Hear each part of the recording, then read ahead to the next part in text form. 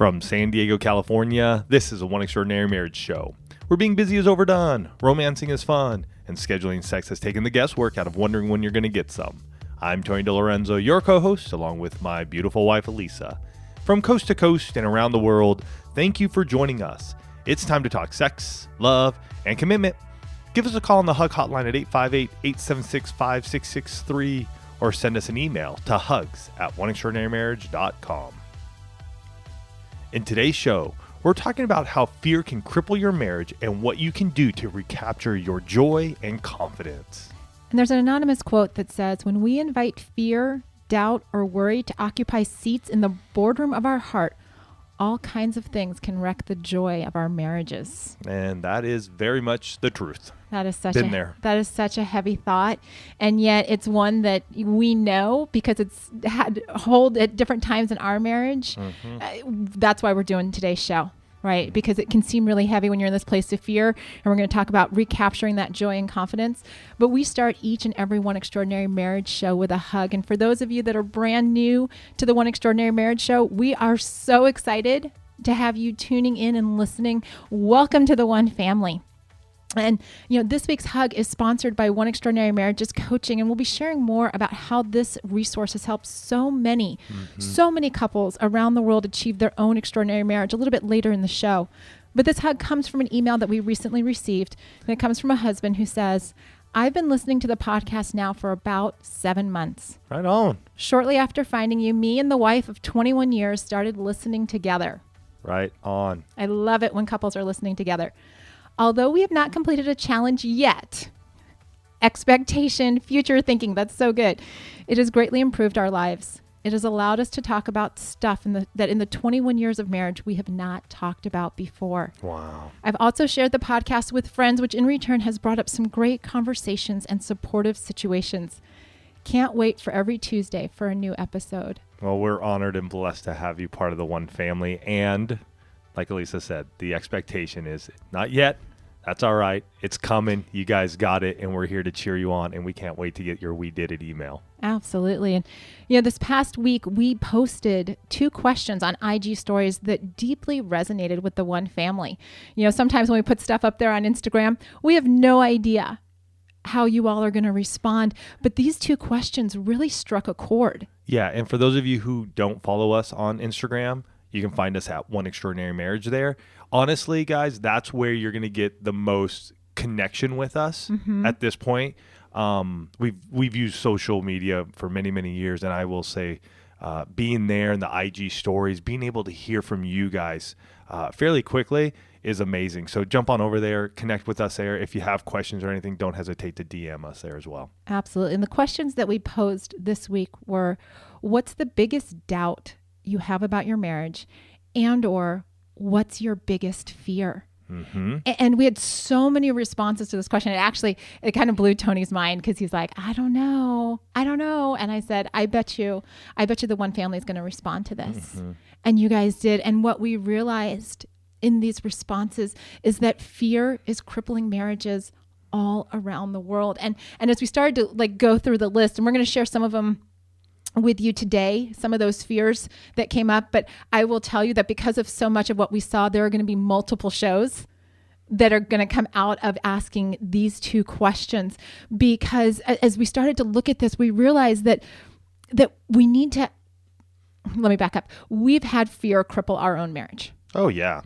And oh, yes. And being able to work through that, being able to say, okay, you know what? How did we work through this to recapture joy, to recapture confidence, and what can we bring to literally to the 2 of you, but literally thousands and thousands of you around the world. And I just want to share a few of the responses that we received, because I think it's important and I think you'll actually see yourself in some of these responses, or it'll trigger something that maybe you haven't thought about. But one thing also, whenever we ask questions, polls, anything, even hugs, as you guys may know or may not know, everything's anonymous. We don't want to say, hey, this is so-and-so, and this is, go find them on Instagram or whatever, or here's their name and here's where they live. We do not do that and will not ever do that to you guys. We believe that what you're sharing is very personal and we are going to protect that. So do know when you answer anything that we put up there, it's all anonymous when it comes to the show or if we share it in other areas. Thank you for reminding everybody of that, because sometimes as we're talking about fear, sometimes that's the biggest fear. That is. It is. It's like I want to share, and yet I've told all my friends and family, so if I bring something up, I don't want them all to know that this is happening in our marriage. Right. Tony and Elisa may mention it, and then, everybody's going to know because they're going to say my name. Nope, not going to happen and will not happen. So here are some of the responses that we received. Did I marry the right person, or did we just take what everyone else thought was the next logical step? Am I doing all of this therapy, books, podcasts, and more for us to just end up as good friends who happen to be co-parenting? Yeah, that's no bad. Huh? We were in that place. Mm-hmm. Will he leave one day for no reason? Is sex with me really good like he says it is? Did I rush her to get married? Will she resent me because she didn't get to do the things she wanted to do first? Will we drift apart again? What will I do if my spouse dies young?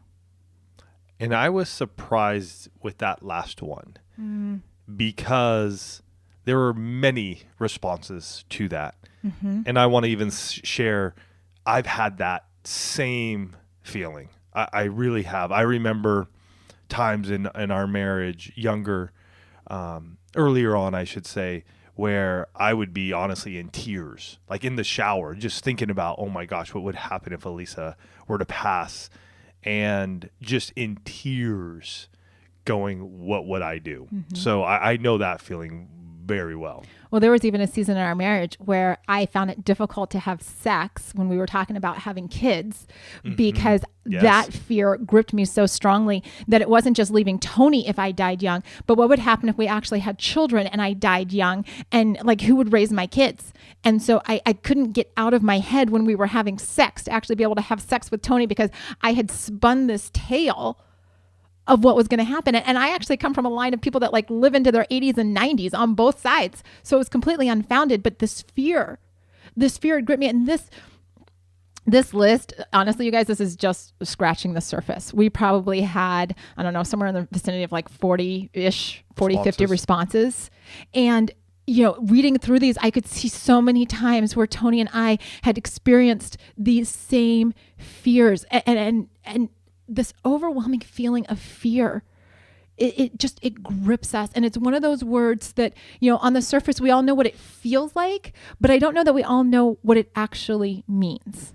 And for those of you that are brand new to the show, as you start to go back and listen to other episodes, one of the things that you'll learn about me specifically is that I like to define words so that we're all operating on the same playing field. I think it helps to just give us all a foundation instead of letting, what you think it is or what I think it is, be what's going on. Instead, let's all operate from the same place. And so fear defined. It's an unpleasant emotion caused by the belief that someone or something is dangerous, likely to cause pain, or a threat. So if we boil that down, because I know Tony's always like, yeah, give me the simplified version. In fact, he's looking at me and he's like, simplify. Yes. Simplify. So fear is a feeling, right? Our heart, fear is a feeling caused by something that we think. So fear actually involves both our heart and our head. And so you can't just attack these feelings of fear from either like, I just need to change what I'm feeling, if you don't also work on changing what you're thinking. Mindset. It's both. And so often, when we're like, oh, I gotta do something with this fear, we only approach it from one place or the other. I wish you guys could see me right now because like I'm touching my heart and my head. It's kind of that like crazy, like pat your head and, rub your tummy all at the same time thing. But and for me, just as a give context, for me, when I feel fear, it's really sort of in my gut. Mm-hmm. It's heavy and I can feel it. My mind though is going, it's racing. And thinking of all the things that could possibly happen, right? So I need to stop that. For me personally, I need to stop the mind from racing to erase the emotional heaviness that I'm feeling. And we need to talk about the damage that fear causes. I mean, we can get into the place of talking about what to do, but you've got to be aware of what's going on when you're in this place of fear. And the damage it does to you and your marriage. There's two things that are going on, right? Because, you're not independent of your spouse in the sense that, you said you're going to get married, you set out your I do's, your fear impacts your spouse. Just like when Elisa was saying, she was holding on to this fear, and it was really impacting our sexual intimacy. Big time. Big time. It really was. I mean, because I couldn't understand it, but that fear that she was gripped in really took her out of the union of us together. And that's one of the biggest things that fear does. Fear keeps you either focused on the past, what has happened, and you're replaying it over and over again, or focused on the future, what might happen, that you aren't actually in the present in your marriage and with your spouse. Mm-hmm. Right. And you don't know what's going to happen in the future. So the crippling fear that you may be experiencing on something that may not ever happen isn't doing you well. I remember just even recently, Elisa and I were talking about something. I can't remember exactly what it was, but it started going down into this world of, well, if this happened and this happens, if this happens and that happens. I know exactly what it is. What was it? It was the football playoffs. Oh, okay. Well, that's not a fear thing. No. Something that was more fear-based. It wasn't the football schedule. I thought it was because I wasn't going to be able to make both if the state championship game was the same night as Abby's last night at theater. And so for me, that was a fear of not being able to be in two places. Okay. Well, for you, it was a fear. Okay. So there you go. It was a fear for you being in two places. And I didn't even realize that. But for me, I'm going, why are we even going down this road? Like, we haven't even played the first playoff game. And I've already got us at the state championship. Which means we'd have to be playing 4 games. The boys need to win out. But there was one other one too. But that's where you start going, well, what if this and this? And it's like, stop for a moment. Mm-hmm. And I had to tell that to Elisa as well. Like, just stop. Let's go through the process, and we'll see where we end up. Mm-hmm. But if we're going to worry about what's going to happen 6 weeks down the road, we're really missing out on what we can be doing now. That was so good. Actually, it wasn't just Tony that called me back. It was actually our son too. He's like, Mom, seriously. I love it that we've got a teenage son that can call out his parents when he sees things. But it's not just that. Fear doesn't just keep you in looking either past or future and out of the present. But when you're in a fear response, there's actually a physiological response that happens too. And so your body is flooded with adrenaline. And we've talked about adrenaline and what it does to, sexual intimacy and all of this over the last few years. But just as a reminder, too much adrenaline in your system can produce high blood pressure. It can produce heart disease. It can produce anxiety and weight loss. Like all of these things that your body, it's not functioning properly. Mm-hmm. Fear robs you of your body's ability to function in an optimum capacity. Yeah, it really does. And we all know it. Recently, we went to go see some friends at the hospital. And I really believe I was having a fear response because one of our friend, he's battling cancer. Well, as many of you know, my dad died from cancer last year. And I really feel like it's been well put away. But we hadn't gone into the hospital together to see them as he's going through his rounds of chemo. And we decided to go see them. And I honestly was just having this gut-wrenching just feeling, right? Like, and I was trying to figure out what was happening, and I realized that once I got there, everything began to subside. Because the fear, I think that I was internalizing of seeing him would remind me of my dad. Mm-hmm. And so it was just like, oh my gosh. But once I was there, it's talking to him and the God stories that are coming out. I mean, this guy's going to live. It's amazing. And yet it all subsided. Mm-hmm. Like I remember just leaving the hospital lighter. I brought all this fear in to that room. They didn't know it. Elisa knew it because I was just like, I'm not feeling 100% here. And you know what? It robbed us of some amazing sexual intimacy because we were planning on having sex that night and it didn't happen. I mean, I fell asleep. I think my body was just a letdown from carrying that fear and that extra energy that my body needed to get through that. And that's what it does, right? Fear, it robs you of your ability to see what you can do. It robs you of the ability to know what you're capable of, and creates these feelings of loss and lack of confidence. And the problem with fear is that it often creates isolation. Yes. Oh gosh. Right? You get into this mindset of, I can't tell anyone about this, or what would people think if they knew about it? Gosh, this just brings up so many stories of just me personally and Elisa as well, just in places of fear. And I look back now and I just go, wow, did we rob our lives of so much? This isolation piece. I just remember through the Great Recession, very easy to isolate for me. And it just brings back a flood of memories, just going like, son of a gun, I should have just been moving. Like, get up, like get out of my mind, get help. Like, go out and seek help instead of being and trying to do it on my own.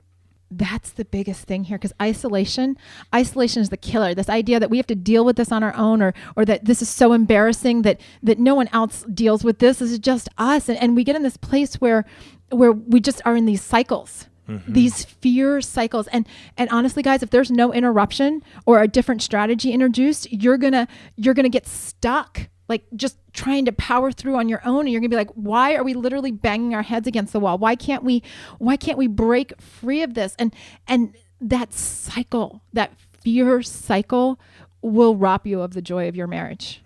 Like, we look back on 22 years of being married and honestly can see, like Tony said, during the Great Recession, times with kids, times with finances, times with sexual intimacy. I mean, there are so many pinpoints. If you were to look at a graph of our marriage, there are so many low points where if you looked at it, it was fear, fear and isolation. We're going to try and do this on your own. And we don't want you to stay stuck there, right? Because fear gets you stuck in what feels like quicksand. And you were not created to be in the quicksand, to be drowning in your fear. And if you've got fear present in your marriage, if you're like wondering, okay, Tony, Lisa, this is great. You've talked to me about fear. Like, I can identify with those questions, and I understand that I'm in this pain place, and yeah, I'm stuck. What do I do? How do I attack this from both the emotional side and the knowledge side? And we want to get into that. But first, we want to thank this week's sponsor, which is One Extraordinary Marriages Coaching. And a lot of people. And when we say coaching, that's coaching with Elisa. I mean, it's amazing what she's able to do when she's working with couples. I mean, truly amazing. He gets to hear all the God stories on the backside. Yep. Because so many of you that have been listening to the show, so many of you have said, you know what, I know I need to take the next step, but I don't know if coaching is right for me. And I just want to kind of give you a quick overview, because part of the fear of taking that next step into coaching is, I don't know what it's going to be like. And so often when we don't know what something's going to be like, we let that fear just hold on to us. And in all honesty, it's really simple. You decide that you want to do coaching and you get started, right? It's simple. You click through on the website, you go to oneextraordinarymarriage.com/coaching. And what's going to happen after that is that my assistant, who loves on everybody the same way that Tony and I do, she's going to send you an email with a link to my calendar. And guess what? You get to pick the day and time that works for you. Right? We set it up so that it doesn't matter where you are in the world. Literally, I deal with people all over the world. And she's also going to send you a questionnaire so that when you and I get started, you've already given me a lot of backstory. So we can literally jump in on session 1 and start talking through what's going on and what are the strategies. And that's the thing. We're all about strategy. Just like you get on the show, it's like your own personal podcast, right? Where you and I get to see each other via video conferencing. And I just want to share what a few people have had to say over the years about coaching. And one wife said, "You're absolutely the best marriage coach that the Lord could have led us to.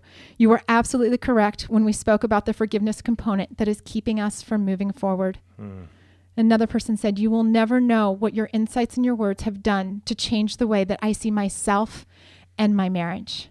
It doesn't matter what the challenge is in your marriage. You owe it to yourself to push past that fear and take the next step today. So go to oneextraordinarymarriage.com/coaching and learn more. Do it for yourself. Break through that fear. And as we're talking about breaking through that fear, you know that it's both the heart and the head. That's right. We've been talking about it throughout this show. And so, the problem is that both of those areas of your body are pretty, I'm going to use the word stubborn, right? We may not want to admit that we've got these stubborn sides, but so often, and this is what I hear from people, and Tony's heard it too, as we've had conversations with people over the years. So often people say, well, when my feelings change, then I'll start to do something different, right? Like I want my heart to shift before I'm going to let my head get in the game. I need evidence. And the truth of the matter is that if you're going to break through this fear cycle, you're actually going to have to do things differently to get both heart and head. It's almost like you got to hijack yourself, right? You got to say, there's, I can't remember the exact expression, but there's something that says, feel the fear and do it anyway. Oh, wow. Okay. Right? Like acknowledge it. Yeah, I'm feeling fearful, but I know that this is the next healthy step. It's got to be a healthy step, because so often when we're in that place of fear, we're like, I'm going to withdraw. I know this is what I should do, but I'm not going to because I'm scared. And the quote that comes to me is from the Hunger Games. And I think it's in the third movie anyways. Hope is the only thing stronger than fear. Wow. Right? Where we get to this place, because if you haven't watched Hunger Games, but it's all about oppression. It's all about, we're going to make these people live in fear. And yet, when they have hope, that is stronger than fear, which then allows them to push forward to do stuff that they wouldn't do otherwise and be willing to risk it to have the freedom that they desire. And I think about in our own lives, hope is stronger than fear. Because when we believe in hope, and both of those, hope, I should say faith and fear, because hope is also faith. Both of them we cannot see. Which one are you choosing to go down, though? Because both are going to take you down a road. It's just dependent upon which one you're going to go. Are you going to faithfully believe that there's something better to happen in your life? Or are you going to believe that there's something worse that's going to happen in your life? And those are, and again, these are things that I work through a lot. I'm not saying I know it all, but those are just things that I think about in my own life when I even battle it at times of like, what am I? Okay, no, I'm going to believe in faith. I'm going to faithfully believe that something better is going to come down the pike. But I use a lot of my mind, my heart as well to make those decisions. So that's what taught me. It comes down to which one are you going to feed? Are you going to feed your faith or are you going to feed your fear? True. Because every decision you make is feeding one, right? And this week, often we tell you guys to sit down and, have a conversation with your spouse. This week is going to be a little bit different because this week it's about you, right? This week, the action revolves around what you're going to do. And I'm actually going to encourage you to sit down and, be in this place with a sheet of paper and a pen, right? So that you can get real with yourself. And just as things come to mind, as you hear these questions, and some of you may just replay the last, 5 to 10 minutes of the show just to hear the questions over and over again, because it's time to get real with the fears that are crippling your marriage, right? It's time to acknowledge them and say, what am I fearful of? Right? Was it something on that list? Was it something else that Elisa and Tony didn't mention? And let's identify it. And here's the reason why. You have to begin to press in on this stuff because, and here's the thing, because if you live in this state of fear all the time, you're not going to be able to have the joy, the love, the laughter that you truly desire. Don't get me wrong. Hey, we can laugh and we can put on a pretty face. Done it many a times. And yet, do you really feel that down inside of you? Like, do you really feel that joy? I mean, I believe for myself, where I am in life right now, there are honestly periods of time when I am just like, I'm in my place. I am joyful. I get up almost every morning going, I'm excited about what's ahead because I get to transform marriages around the world. The one family just drives me to do more. My wife, who I love dearly, she and I are usually on the same page now. I mean, there is no worry if I walk into the kitchen that she's going to spin on her heels and come at me or anything. I mean, so really, when you're going through this, there's going to be breakthrough in you first to allow your marriage to explode. And there are just times when we have to be doing stuff with our spouse to have that happen. There are times when we need to just look at ourselves to make it happen. And here's the thing about fear is that it's often rooted in lies, right? Fear are these half-truths and untruths that we've given so much energy to that it's a lie that's become real. And so you actually attack lies with the truth. True. And so you need to ask yourself, what do you know to be true about the life that you want, about the extraordinary marriage? What is that truth, right? What do you know to be true about you as an individual, right? Like when I was dealing with the fear of dying young, part of my truth that I had to go back to is that, people in my family haven't died young, right? Like we're talking 80s and 90s. Like where is this coming from? They're long timers. They are long timers, thank goodness, because that was a truth that I could combat against myself. The next question, what do you know to be true about your spouse? Right? One of the things that I knew to be true as we were stepping into that season of becoming parents is that Tony as a provider was going to set us up to be able to, if I died young, the life insurance, all of this kind of stuff. Like we combated the truth or the lies of what if and how would my kids be taken care of and what would happen to them with the truth of saying, we're going to put systems in place, right? So truth to combat the lie that everything would fall apart, right? That's how, what do you know to be true about your spouse and who are they and how are they going to show up in the marriage? And here's a big question, as you're looking at this fear and you're combating, lies and truth or the truth with lies, is that you have to acknowledge not just what the fear is, but what is it costing you? Because when you're only looking at the past or you're only looking at the future, your fears are costing you a lot.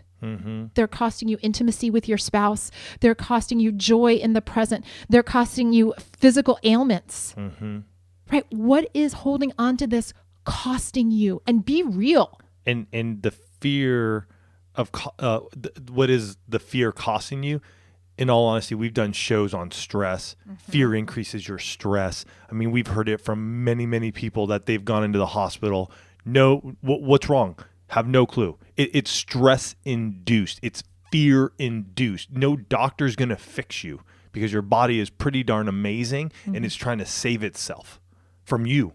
It's amazing how God created us. So when you look at that cost, there is a physical cost. There's an emotional cost that is happening for you and your spouse. And as you look at the cost, you also need to look at the benefit of what it would be like to be free of that fear, which means you need to talk to your head and you need to talk to your heart of what it would be like. You need to envision that. You need to put it on paper so that you can see it. And then you need to look at what you can control and what you need to release. Because some of the aspects of your fear you can actually control and influence. And some of them you need to let go. I don't know, with my fear of dying young, when that was so present, I don't know how many days I have on this earth. I can't control that. So I needed to release it. What I could control was, do we have our trust documents set up? Can I choose to make myself healthy? Can I do those things? Doing both of those, identifying what I can control or influence and what I can release. That's what you need to ask yourself. And then ultimately, start feeding the truth in your life. Start feeding the faith, start feeding your hope, and stop giving all of that territory to the lies. It's time to break free and release yourself from the fear so that you can have the joy and confidence in your marriage. Yeah. Wow. All right. So we touched on a tough topic, and this isn't going to go away in an instant. And there are going to be times when you are riding high, and then there will be times, just like I shared recently, where walking into a hospital room of a buddy of mine, fear can cripple you. And yet, here's the thing. If you know it, you know how to begin to address it, see it, combat it, and grow from it, right? That's what we're about here. We're about growing. You growing in this area where you can say, I'm taking back my life. I am going to insert hope. I'm going to insert faith. Even though I don't see it right now, this is where I'm heading. And you guys can do it. Start with yourself. Get your spouse on board. Share this with them. Go through those questions again. Go back. Get those down in your journal. Go through those again. So that way you can share them openly and honestly and transparently with your spouse, and you can have the extraordinary marriage you desire. We love you guys. We're excited for what's ahead. We're breaking fear and we're living in faith. We love you guys, and we can't wait to get to you or see you next week or hear you next week. I don't know what we're going to do next week. We love you guys. We're going to be here next week. We love you guys.